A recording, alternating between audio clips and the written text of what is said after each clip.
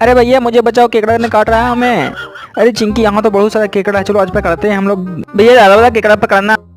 अरे भैया यहाँ देखो, यहाँ लाल वाले केकड़े कितने सारे हैं। अरे भैया वो केकड़ा भागा जा रहा है, जल्दी पकड़ो।